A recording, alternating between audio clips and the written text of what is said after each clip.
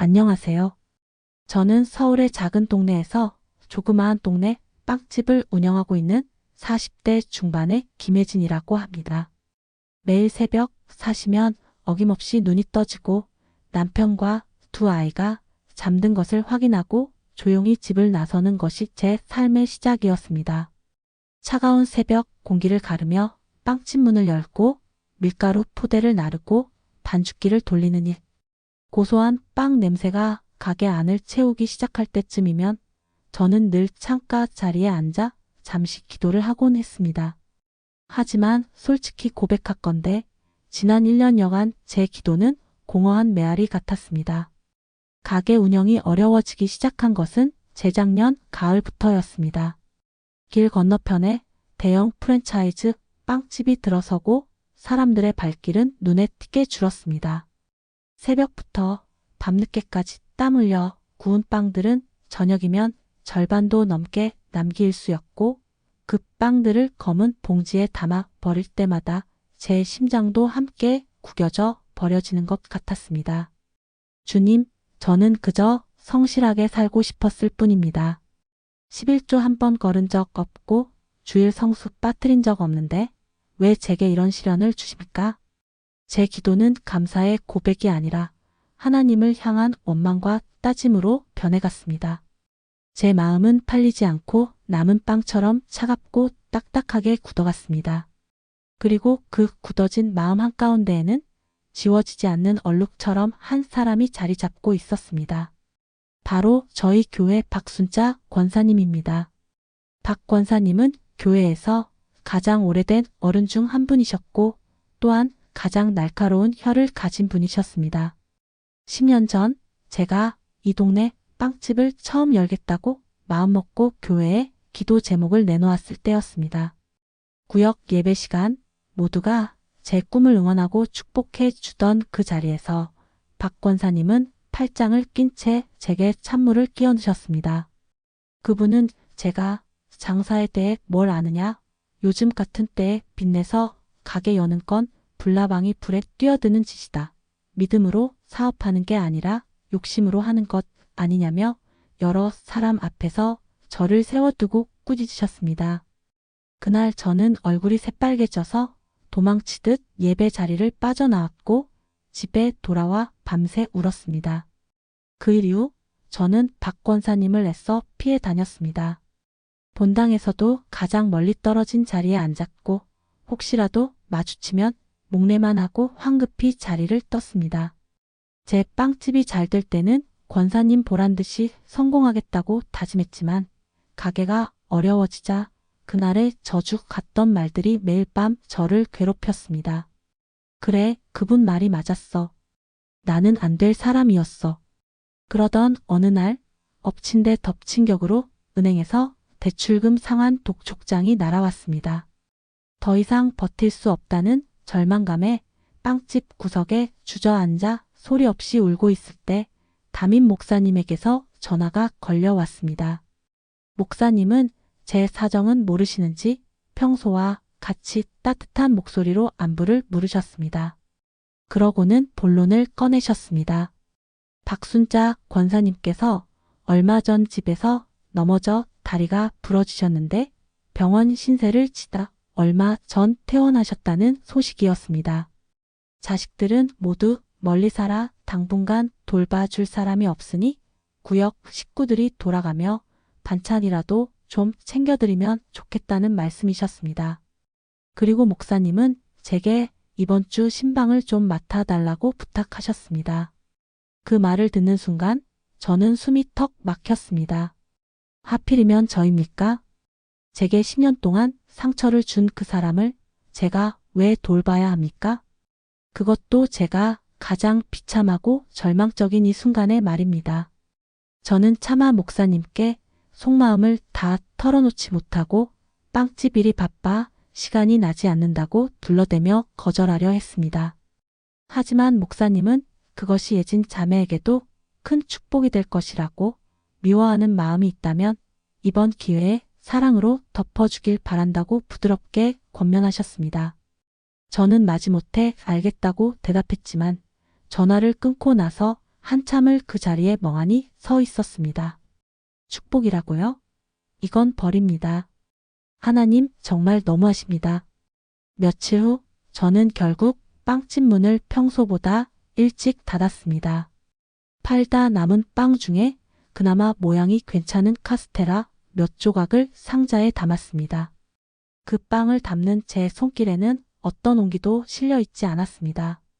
어쩌면 이 빵이 그분 입에서 모래알처럼 까끌거리기를 바랐는지도 모르겠습니다. 목사님께 전해 들은 주소는 교회에서 그리 멀지 않은 낡은 다세대 주택에 반지하였습니다. 저는 박 권사님이 꽤 유복하게 사시는 줄 알았는데 의외였습니다. 초인종을 누르자 안에서 한참 동안이나 기척이 없다가 끙끙거리는 소리와 함께 문이 천천히 열렸습니다. 문틈으로 본 박 권사님의 모습은 제가 알던 그 꼿꼿하고 당당하던 분이 아니었습니다. 머리는 하얗게 새어 푸석했고 얼굴은 씻지 못한 듯 검게 그을려 있었습니다. 저를 보신 권사님은 잠시 눈을 가늘게 뜨시더니 힘겹게 누구시냐고 물으셨습니다. 저는 빵집 파는 김혜진이라고 짧게 대답했습니다. 권사님은 아 하는 짧은 신음과 함께 저를 안으로 들였습니다. 집 안은 어둡고 퀴퀴한 냄새로 가득했습니다. 방 한구석에 깔린 요 위에는 약봉지들이 어지럽게 흩어져 있었고 깁스를 한 다리는 퉁퉁 부어 있었습니다. 제가 알던 매주 주일이면 가장 좋은 옷을 차려입고 맨 앞자리에 앉아 예배를 드리던 그분의 모습은 어디에도 없었습니다. 저는 가져온 빵 상자를 상 위에 내려놓았습니다. 무슨 말을 해야 할지 몰랐습니다. 어색한 침묵이 흘렀습니다. 그냥 형식적인 기도나 짧게 해드리고 빨리 이곳을 벗어나고 싶었습니다. 그때 권사님이 힘겹게 입을 여셨습니다. 빵 냄새가 참 좋다고 고맙다고 하셨습니다. 그리고는 제게 물 한 잔만 가져다 줄 수 있느냐고 부탁하셨습니다. 주방으로 가 컵을 찾는데 싱크대에는 먹고 씻지 않은 그릇이 그대로 쌓여 있었습니다. 컵을 씻어 물을 따르는데 제 눈에 작은 액자 하나가 들어왔습니다. 빛바랜 사진 속에는 20대쯤으로 보이는 청년이 환하게 웃고 있었습니다. 박 권사님을 전혀 닮지 않은 선한 눈매를 가진 청년이었습니다. 물을 가져다 드리자 권사님은 물을 받아 단숨에 들이켜셨습니다. 그리고는 제게 앉으라고 잠시 말동무나 해달라고 하셨습니다. 저는 마지못해 그분 맞은편에 앉았습니다. 저는 용기를 내어 사진 속 청년에 대해 물었습니다. 그저 어색한 침묵을 깨기 위한 질문이었습니다. 그 질문에 권사님의 눈가가 파르르 떨리기 시작했습니다. 한참을 천장만 바라보시던 권사님은 12년 전에 먼저 세상을 떠난 아들이라고 늦둥이로 얻은 외아들이었다고 말씀하셨습니다. 그리고 그 아들이 생전에 작은 가게를 하나 차렸다가 빚만 잔뜩 지고 세상을 등졌다는 이야기를 꺼내셨습니다. 아들은 매일 웃는 얼굴로 괜찮다고 했지만 뒤에서는 혼자 사체에 시달리며 고통받고 있었다는 것을 부모는 아들이 떠나고 나서야 알게 되었다고 했습니다. 권사님은 떨리는 목소리로 말을 이으셨습니다. 10년 전 제가 교회에서 빵집을 하겠다고 했을 때 제 모습이 꼭 그 아들 같아 보였다고 했습니다. 의욕에 넘치고 꿈에 부풀어 있고 세상 물정 모르던 그 아들의 마지막 모습과 제가 겹쳐 보였다는 것입니다. 그래서 자기도 모르게 모진 말이 튀어나왔다고 했습니다. 저를 미워해서가 아니라 제게 닥칠지도 모르는 고통이 무서워서 제발 그 길을 가지 말라고 그렇게라도 막고 싶었다고 했습니다. 아들을 지키지 못했다는 죄책감이 저를 향한 비뚤어진 걱정으로 터져나왔던 것입니다.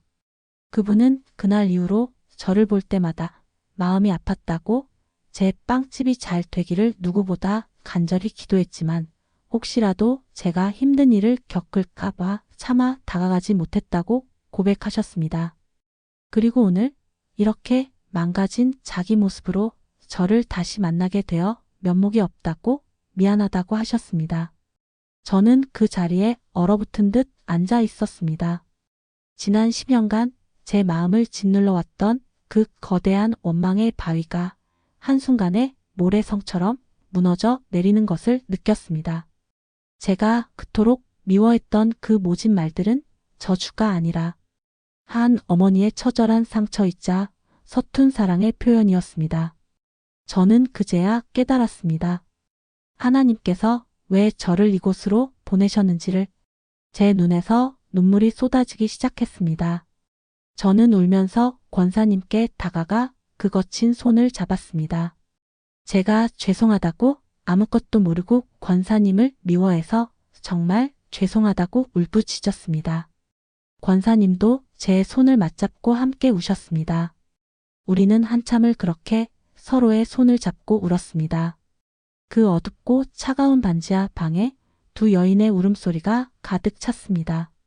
그것은 절망의 울음이 아니라 용서와 화해 그리고 치유의 울음이었습니다. 그날 이후 저는 매일 빵집일이 끝나면 권사님 댁으로 향했습니다. 남은 빵이 아니라 그날 구운 가장 따뜻하고 맛있는 빵을 들고 갔습니다.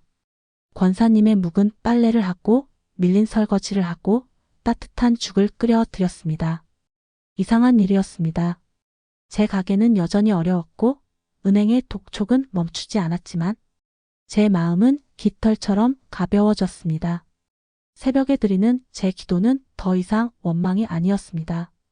주님, 오늘도 저를 사용해 주셔서 감사합니다. 권사님을 섬길 수 있게 해주셔서 감사합니다.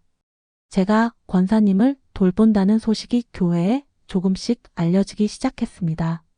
그리고 얼마 지나지 않아 기적 같은 일들이 일어났습니다. 교회 식구들이 하나둘씩 제 빵집을 찾아오기 시작했습니다. 그냥 빵만 사가시는 것이 아니었습니다. 어떤 분은 자매님 빵이 제일 맛있다며 일부러 단체 간식 주문을 맡기셨고 어떤 분은 빵값을 치르며 봉투 하나를 슬쩍 제 손에 쥐어 주시기도 했습니다. 그렇게 한 달, 두 달이 지났습니다. 저는 더 이상 팔다 남은 빵을 버리지 않게 되었습니다. 가게 문을 닫을 때쯤이면 빵은 거의 다 팔려 나갔습니다. 은행 대출금을 다 갚을 만큼 큰 돈을 번 것은 아니었지만 적어도 빵집을 계속 유지할 수 있을 만큼 월세를 내고 재료를 살 수 있을 만큼의 숨통이 트였습니다. 박 권사님도 많이 회복되셨습니다. 이제는 지팡이를 짚고 조금씩 걸으실 수 있게 되었고 요즘은 주일마다 제 빵집에 들러 가장 먼저 빵을 사가시는 첫 번째 손님이 되어 주셨습니다. 저는 얼마 전 박 권사님을 모시고 권사님 아들의 산소에 다녀왔습니다. 저는 그 청년의 사진을 보며 마음속으로 약속했습니다. 권사님의 남은 생은 제가 아들 대신 딸이 되어 지켜드리겠다고 말입니다. 돌아오는 길에 권사님께서 제 손을 잡고 말씀하셨습니다. 하나님이 당신의 마지막을 외롭지 않게 하시려고 저라는 딸을 보내주신 것 같다고 하셨습니다. 저는 웃으며 대답했습니다.